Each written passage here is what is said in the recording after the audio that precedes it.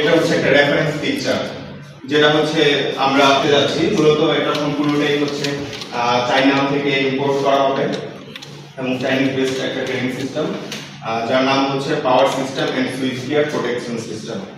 আর এটার মূল বিষয়টা হচ্ছে এখানে আমরা পাওয়ার সিস্টেমের ক্ষেত্রে পাওয়ার জেনারেশন, পাওয়ার ট্রান্সমিশন এবং সেই সমস্ত কিছু প্রোটেকশনের জন্য যাবতীয় যা কিছু প্রয়োজন হয় এই বিষয়বস্তুগুলো একদমই বেসিক থেকে শুরু করে অ্যাডভান্স লেভেল পর্যন্ত এখানে উল্লেখ করা হয়েছে।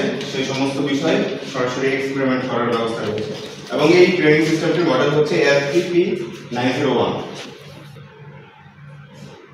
তো আমাদের এই ট্রেনিং সিস্টেমটার মধ্যে এখানে যদি আমরা দেখি তাহলে মেইনলি হচ্ছে এখানে একটা স্ট্রাকচার দেওয়া রয়েছে। এই স্ট্রাকচারে এই ট্রেনিং সিস্টেমটি তৈরি করা হবে, যেটার কি হবে ওয়েট প্রায় 5.5 ফিটের মতো, দেন হাইটও এই ধরনের হবে 5.5 ফিট।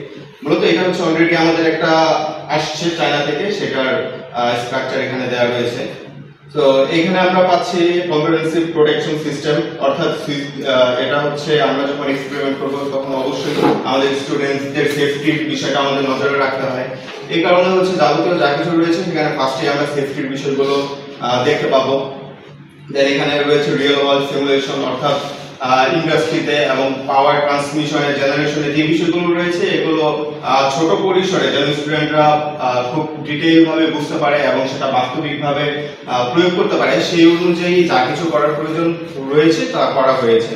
এর মধ্যে আমরা দেখতে পাবো বিল্ট ইন পাওয়ার সাপ্লাই রয়েছে, যেটা খুবই উন্নত মানের হবে এবং অ্যাকুরেসি ভালো থাকবে। এছাড়া এর মধ্যে আমরা বেশ কিছু মেজারিং ইনস্ট্রুমেন্ট পাবো, যার মাধ্যমে আমরা পাওয়ার মেজারমেন্টের যে বিষয়গুলো রয়েছে সেটা একদম সম্পূর্ণভাবে নিশ্চিত করতে পারবো। এর মধ্যে রয়েছে লোড, অর্থাৎ আমাদের যে পাওয়ার জেনারেশন হবে, ট্রান্সমিশন হবে, এগুলো অবশ্যই ফাইনালি চেক করার জন্য আমাদের লোডের প্রয়োজন হবে প্রয়োগ করার জন্য, সেই ব্যবস্থা এখানে থাকবে। এবং এখানে আমাদের মোটর এন্ড জেনারেটর সিস্টেম রয়েছে, যেখানে আমরা পাওয়ার জেনারেট করব, মেইনলি হচ্ছে ইলেকট্রিসিটি উৎপাদন করব এবং সেটা মেইন গ্রিডের সাথে হতে পারে, সেটা আউটপুট লোডের সাথে হতে পারে। যাবতীয় যা কিছু করার প্রয়োজন রয়েছে সেটা আমরা এই জেনারেটর থেকে করতে পারবো। এর মধ্যে বেশ কিছু সুইচিং সিস্টেম থাকবে, আমাদের সুইচিং এর প্রয়োজন রয়েছে। এক্সপেরিমেন্ট আমরা এখানে পরবর্তীতে যে এক্সপেরিমেন্টাল শীট রয়েছে সেটা প্রোভাইড করব এবং সেখানে ডিটেইলসে যে ধরনের বিষয় রয়েছে সেটা ডাটা শীট হতে পারে, সার্কিট ডায়াগ্রাম এবং যাবতীয় কিছু উল্লেখ করা থাকবে। এবং ট্রেনিং প্রোগ্রাম রয়েছে আমাদের, যেখানে আমরা 7 দিনের ট্রেনিং রেখে থাকি। তো এর মধ্যে আশা করি এগুলো কমপ্লিট হয়ে যাবে এবং টেকনিক্যাল সাপোর্ট রয়েছে আমাদের পক্ষ থেকে। তো এখানে যদি আমরা এই ট্রেনিং সিস্টেমটির দিকে দেখি তাহলে এখানে আমাদের মেইনলি থাকবে পাওয়ার।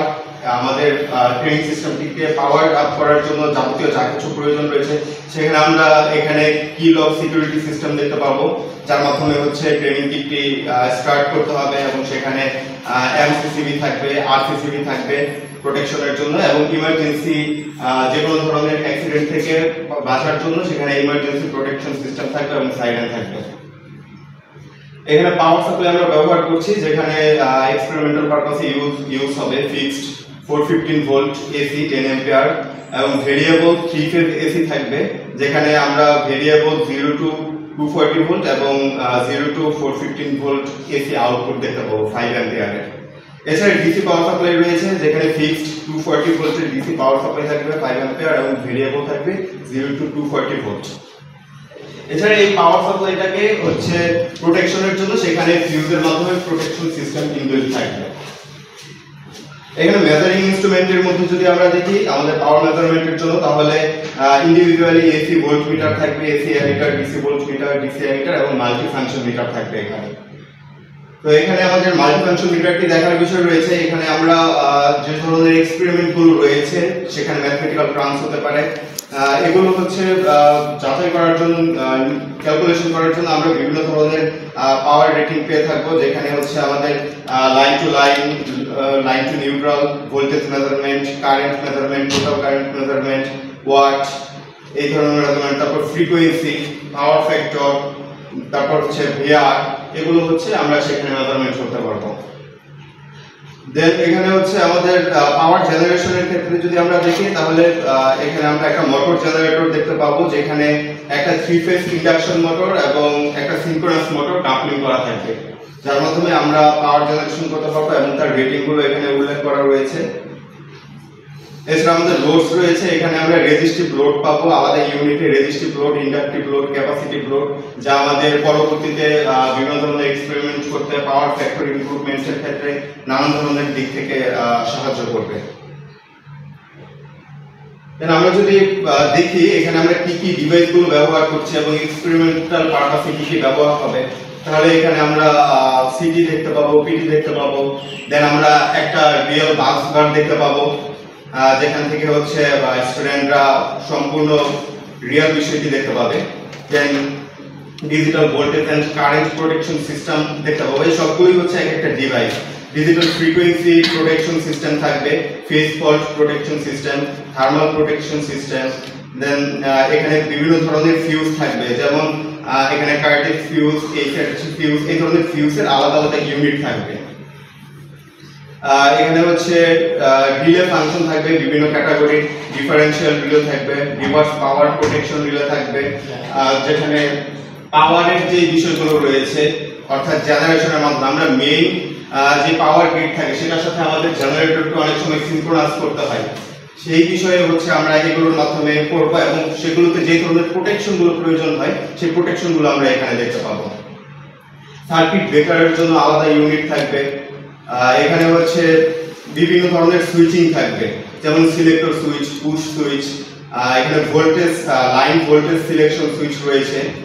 তারপর এখানে হচ্ছে পাওয়ার ডিস্ট্রিবিউশনের যে সিস্টেমটা রয়েছে এর একটা সিমুলেশন এখানে তৈরি করা হবে, যেখানে আমরা দেখতে পাবো মেইন গ্রিড থেকে 120 ভোল্টের যেই 120 যেই পাওয়ার ভোল্টেজ রয়েছে সেটা ট্রান্সমিশনের জন্য সরাসরি আমাদের বাসাবাড়ি বা ইন্ডাস্ট্রিতে পৌঁছানো পর্যন্ত যে ধরনের সেফটি গুলো প্রয়োজন হয়, যে ধরনের আমাদের বিভিন্ন লোডের দিকে খেয়াল রাখতে হয়, এখানে হচ্ছে প্রতিটার জন্য সিমুলেশন সিস্টেম থাকবে, যেখানে আমাদের সিমুলেটেড ভাবে ট্রান্সমিশন লাইন করা থাকবে এবং সেখান থেকে আমরা আমাদের যে রিলে গুলো রয়েছে, প্রোটেকশন সিস্টেম গুলো রয়েছে, এগুলো আমরা সেখানে যুক্ত করতে পারবো এবং যুক্ত করার মধ্যে দিয়ে নানান দিক থেকে সেই ট্রান্সমিশন লাইনের বিভিন্ন এক্সপেরিমেন্ট আমরা এখানে কমপ্লিট করতে পারবো। এখানে ম্যাগনেটিক কন্ডাক্টর থাকবে বেশ কিছু, দেন ডাইরেক্ট অনলাইন সিস্টেম থাকবে, ডল স্টার্টার যাকে বলে, এই ধরনের সিস্টেমগুলো আমরা এখানে দেখতে পাবো। এখানে আমাদের এক্সপেরিমেন্টের লিস্ট দেয়া আছে, যে ধরনের এক্সপেরিমেন্টগুলো আমরা করে থাকবো এখানে। আপনারা যদি দেখে থাকেন তাহলে অবশ্যই জানবেন। এখানে রয়েছে